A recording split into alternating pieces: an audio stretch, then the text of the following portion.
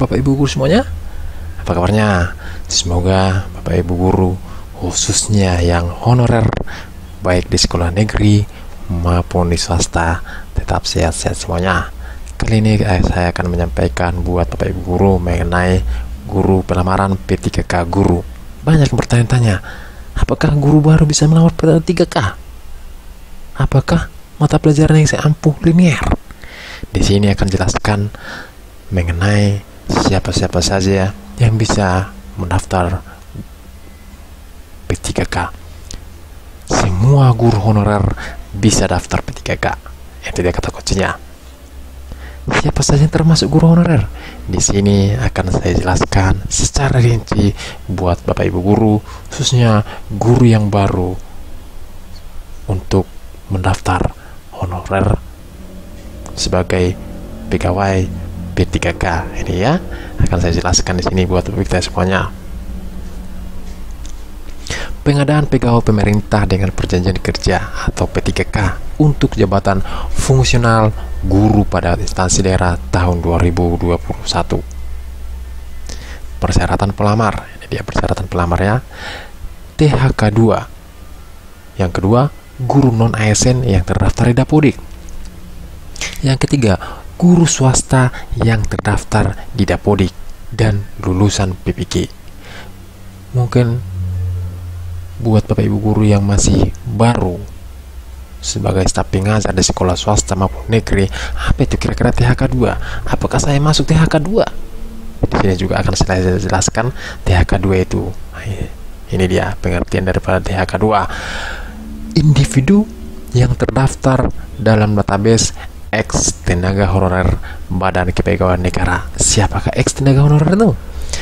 Buat Bapak Ibu guru yang masih baru, ex tenaga honorer adalah guru yang sudah mengabdi mungkin puluhan tahun di sekolah negeri yang terdaftar di Badan Kepegawaian Negara. Itu dia ya, THK 2. Biar ya Bapak Ibu guru yang masih baru mengetahui pengertian daripada THK 2. Tahapan seleksi, perhatikan Bapak Ibu guru ya.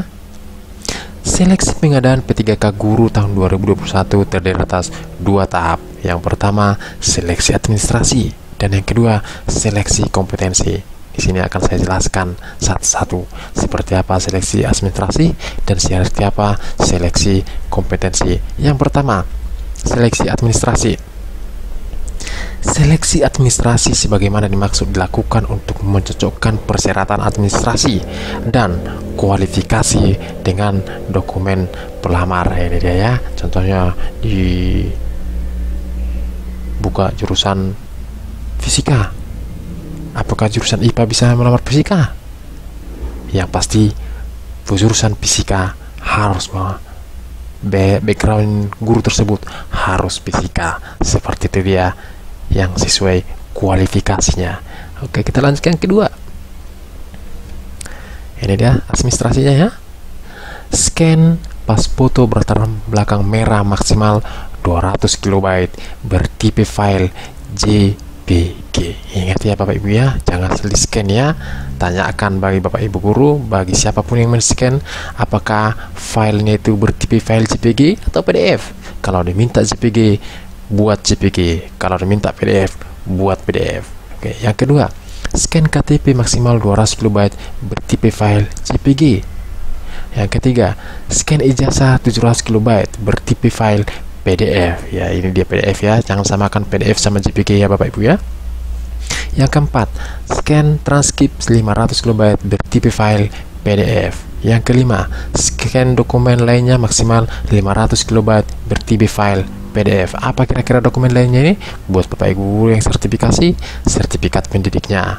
Buat Bapak Ibu guru mungkin ada sebagian yang ada sertifikat komputernya, silahkan disiapkan. Mana tahu nanti pada saat pemberkasan file-file tersebut perlu diupload. Yang keenam, surat pernyataan bersedia ditempatkan di sekolah negeri, kabupaten, kota, provinsi 500 KB bertipe PDF. Mungkin ada pertanyaan di antara Bapak Ibu guru, gimana contohnya scan ijazah bertipe JPG, salah scan. kita mau merubah dari PDF ke JPG atau sebaliknya dari JPG ke PDF. Nggak usah pusing-pusing Bapak Ibu, yang penting laptop ataupun komputer Bapak Ibu terkoneksi internet. Buka Google, ketikkan di Google convert JPG to PDF atau sebaliknya convert PDF to JPG. Ya, baru masukkan nanti filenya. File JPG tersebut akan dirubah secara online ke PDF. Begitu juga dengan sebaliknya, file PDF tersebut akan dirubah ke JPG. Jangan lupa Bapak Ibu ya, convert JPG to PDF. Sebaliknya, convert PDF to JPG. Mana tahu formatnya beda ya Bapak Ibu ya, seperti itu caranya. Kita lanjutkan lagi.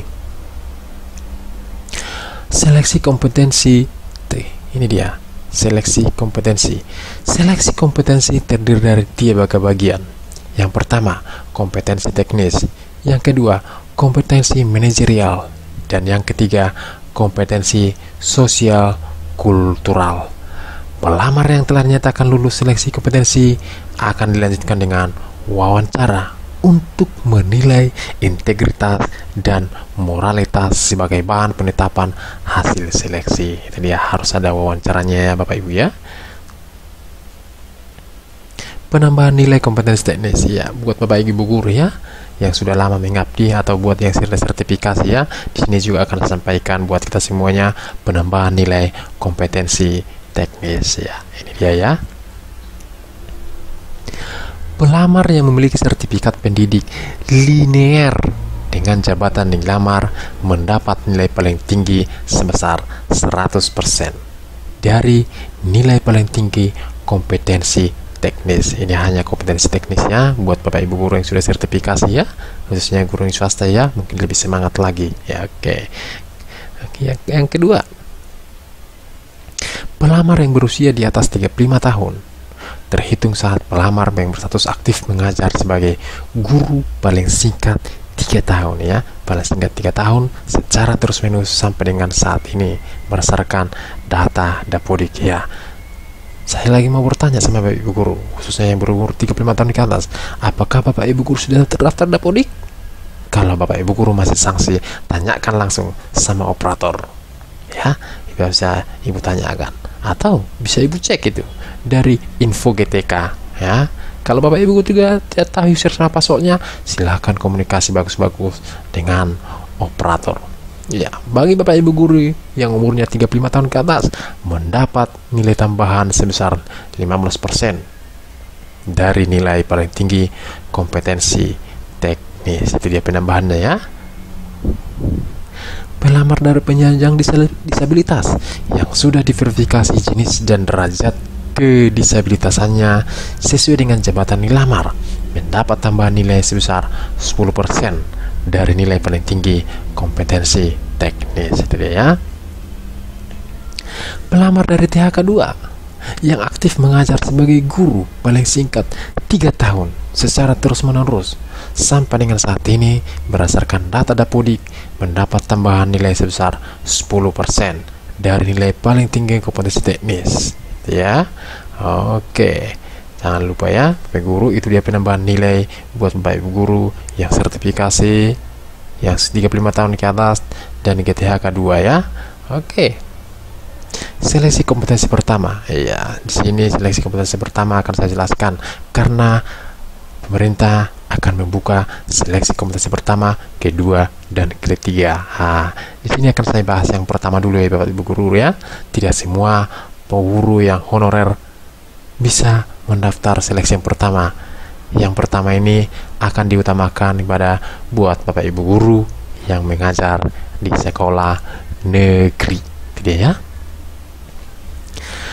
Pelamar untuk seleksi kompetensi yang pertama hanya diikuti oleh pelamar dengan kriteria sebagai berikut.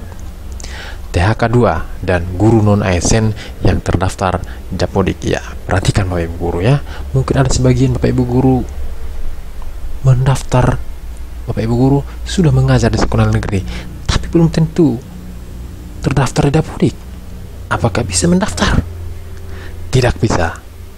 Bapak Ibu guru yang mengajar di sekolah negeri harus terdaftar. Bapak Ibu guru yang terdaftar di Dapodik. Di sini tidak dikatakan terdaftar Dapodik minimal 2 tahun, 3 tahun, hanya terdaftar di Dapodik gitu ya. Coba Bapak Ibu itu tanya, khususnya yang guru honorer ya, apakah terdaftar Dapodik? Kalau sudah terdaftar Dapodik, berarti Bapak Ibu guru berhak mengikuti seleksi kompetensi yang pertama.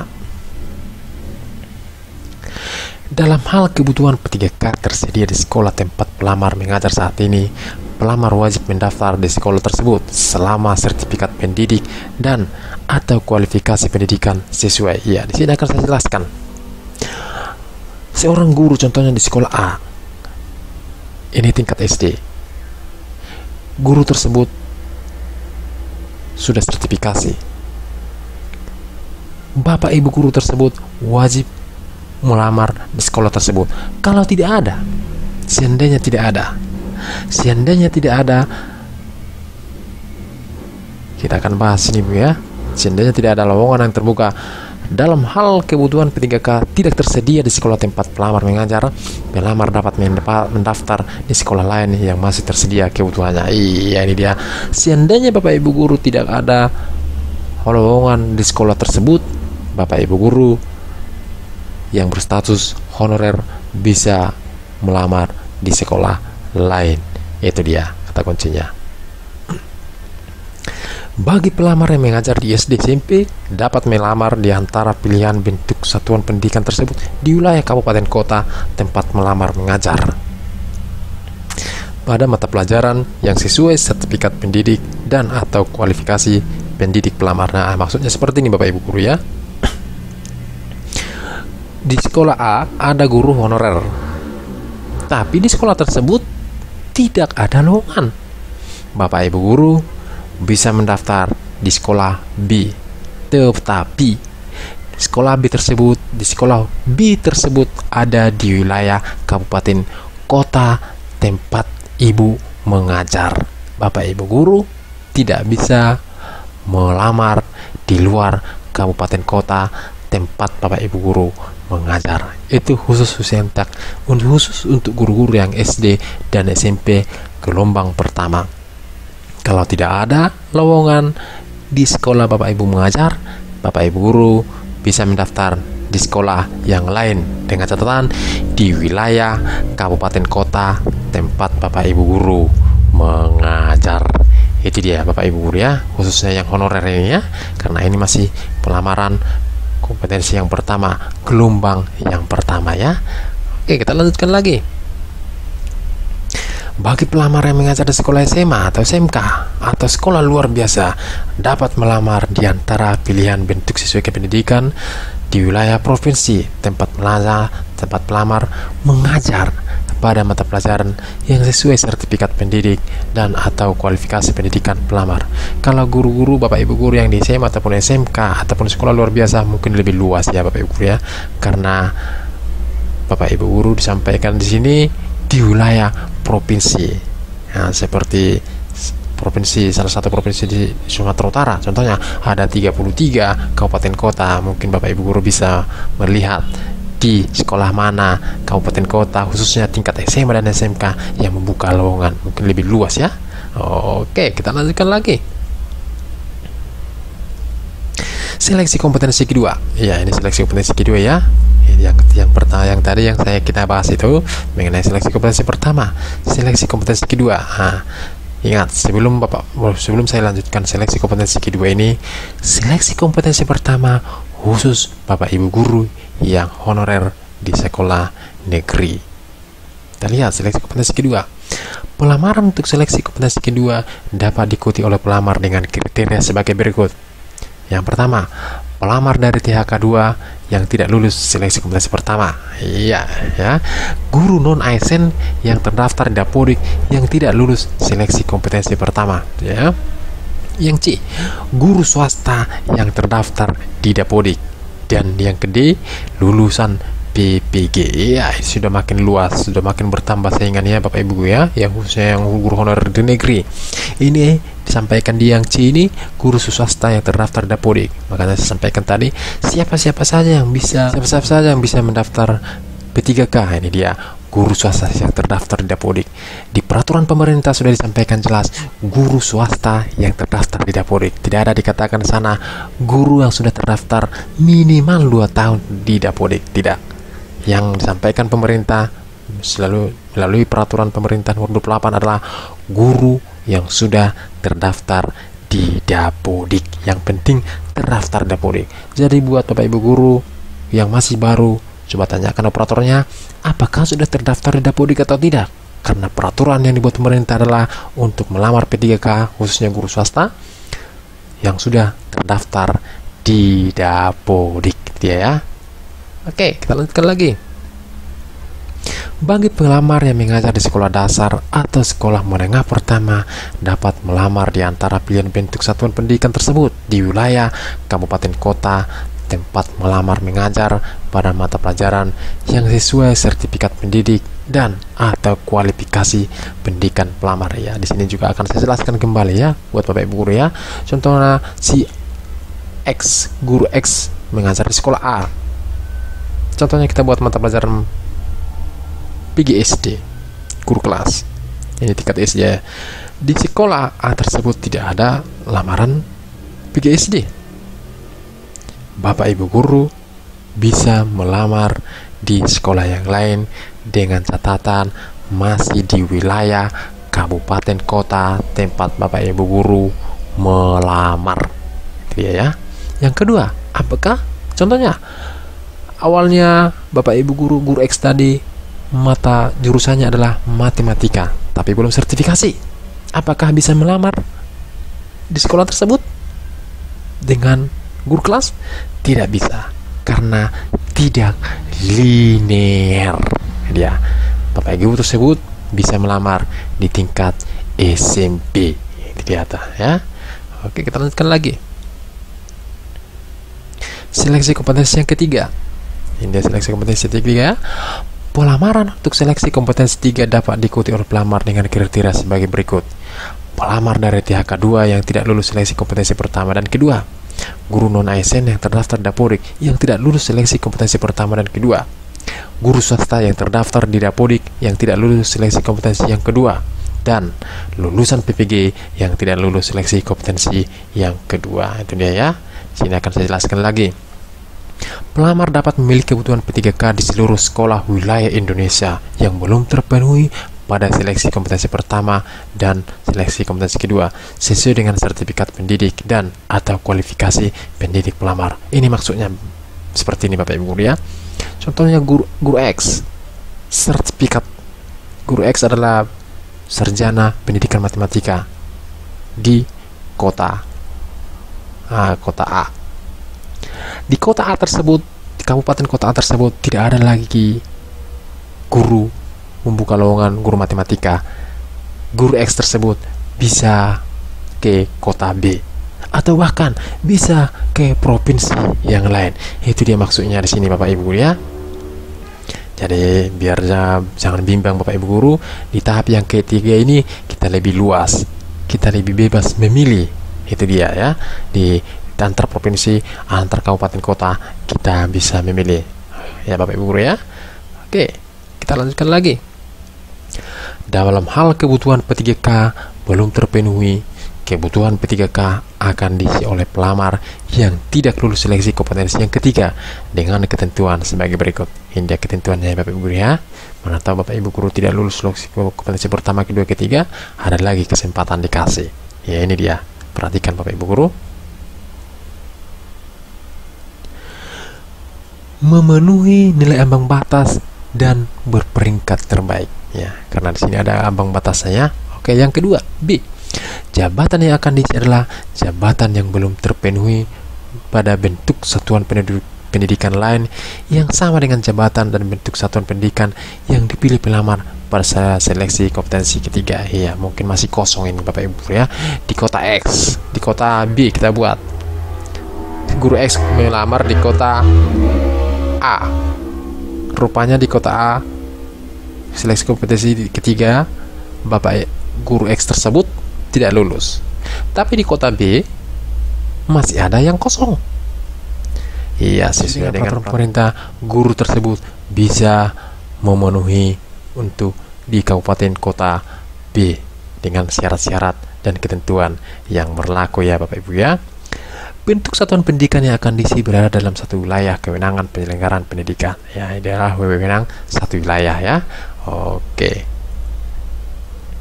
Metode penentuan sekolah yang akan dipenuhi kebutuhannya akan ditentukan oleh kementerian yang menyelenggarakan urusan pemerintahan di bidang pendidikan, kebudayaan, riset, dan teknologi. Ya, ini dia yang menentukan nanti Bapak Ibu Guru, apakah Bapak Ibu Guru bersedia siap ditempatkan atau terpilih untuk memenuhi kuota di Kabupaten B tersebut sesuai dengan peraturan pemerintah akan ditentukan oleh kementerian yang menyelenggarakan urusan pemerintahan di bidang pendidikan, kebudayaan, riset, dan teknologi.